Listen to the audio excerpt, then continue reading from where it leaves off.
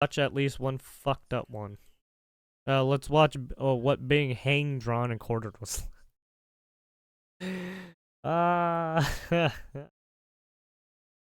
There's a lot of fucked up videos I'd like to watch. I don't know if Twitch will like it. I know Twitch aren't historians. Why would they be? They're a bunch of tech retards. Illiterate tech retards who don't know anything. I'm so sorry. I'm being a fucking asshole. I'm being a menace on purpose. I know. On the 23rd of August, 1305, a prisoner is dragged out of his cell and thrown into Westminster Hall in London, where he's forced to stand trial with no time to prepare a defence. While he idles into the hall, the charges are read against him by his judge, a man named Sir Peter Malor. Malor accuses him of raising war against the King of England, colluding with the enemies of the crown, and refusing to swear loyalty to his rightful ruler, Edward I. In a word, Royal Once England. the charges are read, Malor stares down his nose at the accused and awaits his response. The defendant, a man named William Wallace, simply shivers in the hall. He's malnourished and scruffy. The William, His eyes yeah, still William squinting Wallace, after yeah. weeks without sunlight, dumbfounded by the enormous crowd gathered to witness his trial. It's a far cry from the burly Scottish warlord that the crowd have come all the way to London just to see. The man before them looks wretched, almost pitiful. While Malor continues to wait for his answer, Wallace stands in silence. And for good reason. He knows what happened to the last man who was accused of treason. 22 years ago, another rebellion against King Edward, this time by a Welsh prince named Dafydd, had ended with that rebel being hanged, drawn and quartered. Wallace probably didn't know the exact details of what happened during Dafydd's execution, but he would have heard enough to get the picture. Where they fucking tie you from limb to limb and then let the horses fucking run. The humiliation, the burning of organs on a fire, the ridicule of the crowd, and the tearing of the body into 4 parts. Oh yeah, back then? Oh yeah, public executions were the thing. We would get to see it in all of its glory. But nowadays we don't get to see public executions anymore, sadly. Unfortunate. I would love to see more public executions nowadays. Maybe to get people to be stop being stupid, you know? Because some people are way too fucking comfortable. They think they're fucking, right, they got a fucking god complex, right? They got a manipulative personality where they want to fuck with people all the time. Right, and they want to lie out their fucking teeth. Always want to bullshit all the time, right? He was concerned, he was simply defending his lands against a foreign invader and was not betraying his own king or nation. It was the best possible argument Wallace could have made, and the proof laid in the charges. Let's not forget that one of his supposed crimes was of never swearing loyalty to Edward I. How can a man be guilty of betraying someone that he never swore loyalty to? This rather clever legal argument was enough to threaten the outcome of the trial, and so Justice Peter Malor demanded that the defendant must be silent from that moment onwards. Wallace, now mute, was forced to sit in silence for the rest of the day whilst a parade of names and faces came forward to mutter their statements and discuss the crimes of the defendant. By the end of the day, the verdict had been handed out. William Wallace was found guilty on all counts charged against him, a traitor to the nation and the crown, and there was nothing William could have done to swing the decision any other way. For the crime of high treason, his sentence was just as sinister as he'd dreaded. He was to be put to death through the process of being hanged, drawn, and quartered. But there's a twist in the story. Instead of being given a night or two to contemplate his fate and tie up any loose ends, Wallace is whisked out of the court and off to his execution within just minutes of the sentence being read. This detail matters because it shows us that the court had already decided. Yeah, they already decided they were gonna do it. Stepped foot inside the building.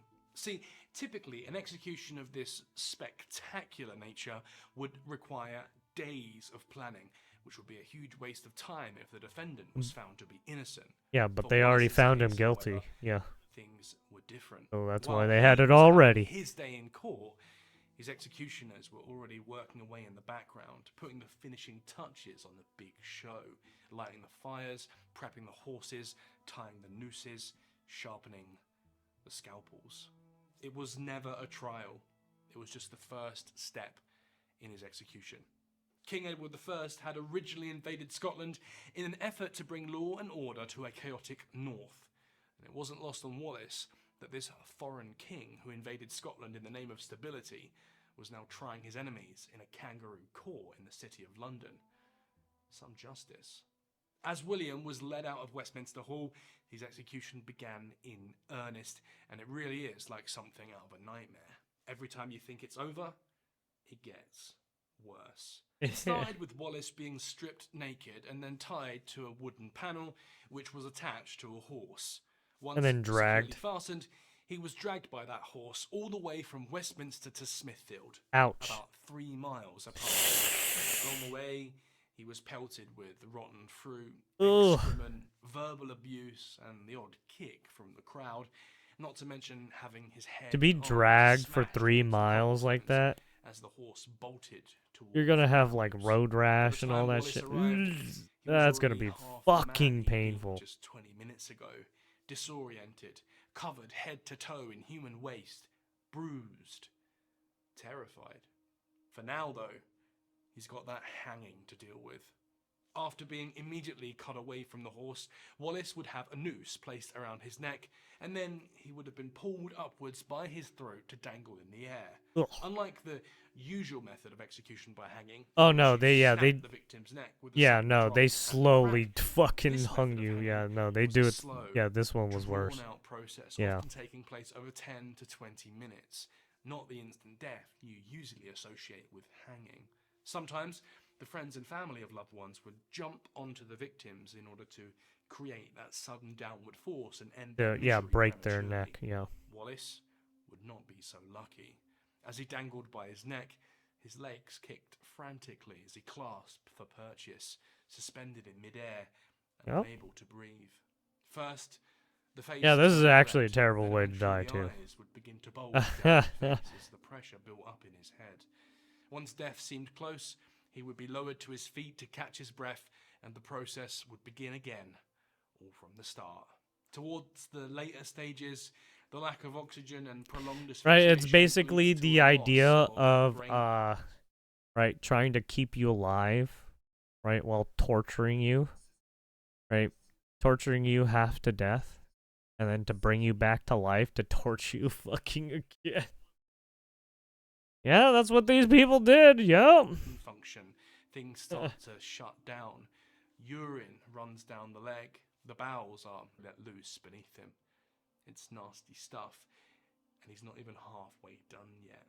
Now, I would have to say why? that today people perform kind of these do that shit. absolutely barbaric displays of violence and for a public audience I mean, too. you don't hear The about that commonly shit, given but answer is that this level of too much. absolute But horror people was do used this kind of as shit. a deterrence. Right? They A do sensory real-life, deprivation visceral shit, example of the king's abuse, terrifying other power. other And although forms this is true, it doesn't capture the full story. that will The slowly deep answer is break that, the human like so many mind. things in medieval life, the symbolism of events was absolutely paramount.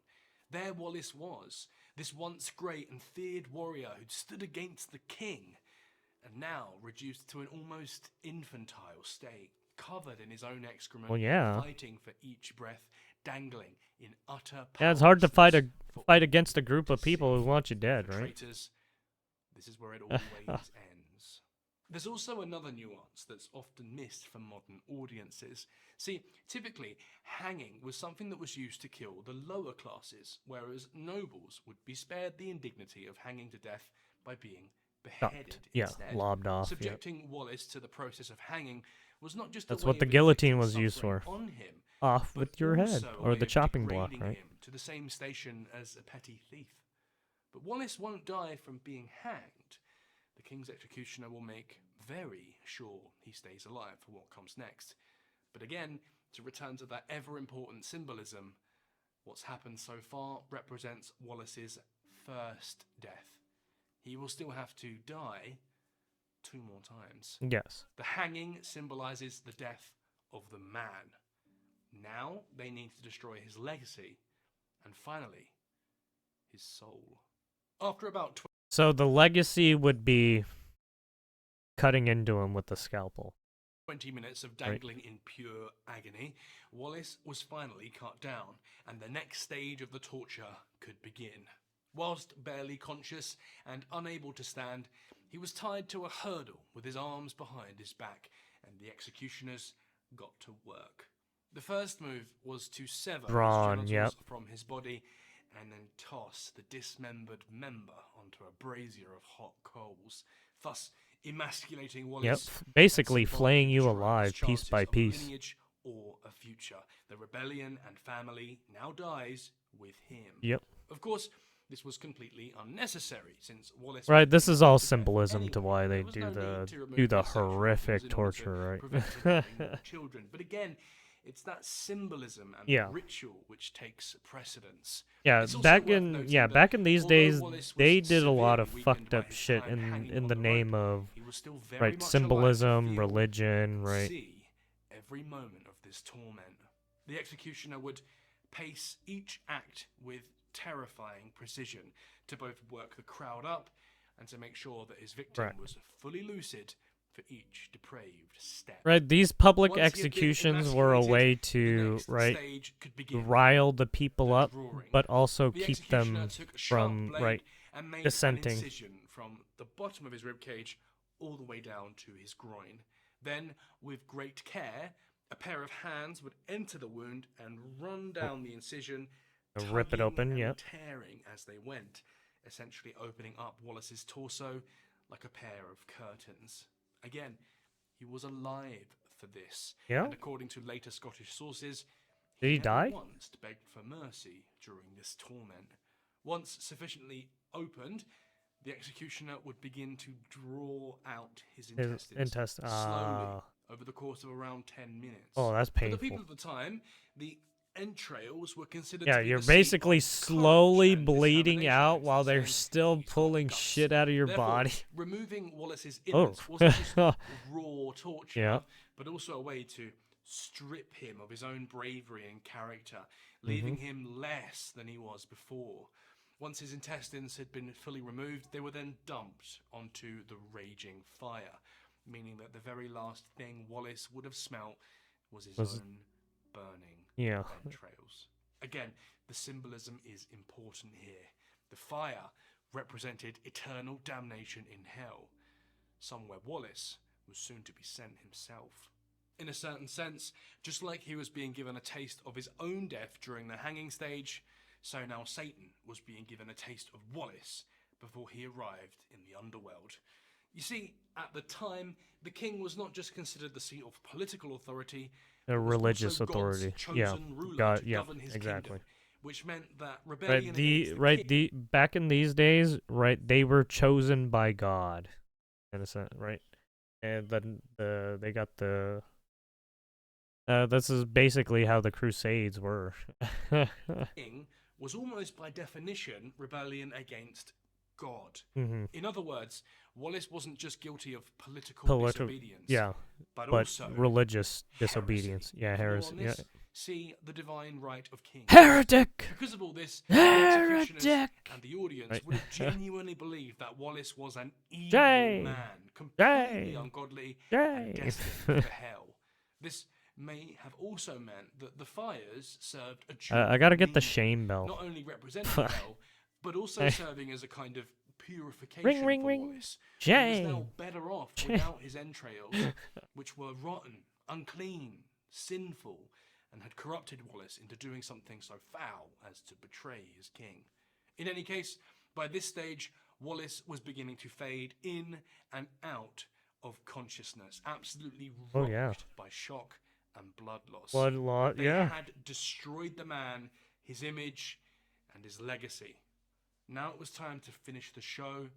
And Basically, they did the his bare minimum to soul. keep him alive. For Wallace, it was the only act that day that would have felt like mercy, as the executioner swung his axe down onto his neck and severed his head from his body, putting the man out of his misery.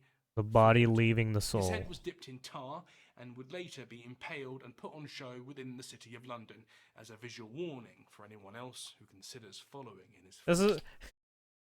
Sorry, this is what I always talk about, putting people's heads on bikes. I'm so sorry. Yeah. He did that. Although his head was dealt with, there was still more in store for his body. Shit. The final stage being quartered. While his lifeless body lay on the floor, each limb was tied to a horse, which were then sent in opposite directions. This would have pulled the ropes taut, lifting his corpse into the air, at which point he was struck with an axe into 4 separate pieces. These pieces and then they got the horses across the kingdom to once again serve as a warning to anyone else who would dare to cross the King of England. Each of his 4 limbs were sent to specific regions in order to have the maximum effect. Newcastle, a major English stronghold near the Scottish border; Berwick, a contested border town in the north; Perth, the former capital of Scotland. Yeah, basically they did that to send a message. Do not fucking do that, right? Do not dissent, or else you will be, right, William Wallace. As much about propaganda as it was about justice or punishment. Every stage was specifically designed to send a clear message. Yeah. Do not mess with the King of England. Also, cutting Wallace into lots of pieces and spreading him throughout the land meant that he was now destined to never be complete again and would be unable to rise come Judgment Day or participate in any no resurrection for him. Right in that, if it ever came to be, right? Tactic had the opposite effect in Scotland. Instead of destroying Wallace's legacy and establishing the King of England as the just and powerful ruler of Scotland, it galvanised Scottish resistance, made Wallace into a martyr, and cemented the Scottish against the king that had proved himself to be cruel and unjust. Within just a year of Wallace's death, another Scot named Robert the Bruce took up the rebellion against the English crown. Robert and Wallace had previously been rivals within Scotland, but after his savage treatment in London, Robert felt obliged to resist the English rule, using his old rival Wallace as a rallying cry to unite his countrymen. All of this eventually led to the Treason Act of 1351. See, the Scots had been furious ever since Wallace's trial in 1305 because he stood accused of charges which made no sense. Let us remember that he was accused of betraying his own king, but at the same time accused of never swearing loyalty to that king. In Wallace's case, the charge of treason was actually quite easy to dispute, and his sentencing had no legal precedent other than the wanton execution of Dafydd of Wales. In order to quell these debates and others, Edward III set out to formalise what was and what was not treason, and what did not warrant the sentence of being hanged. Basically later they had to amend what they meant back then because they didn't want to fucking do that again. And quartered.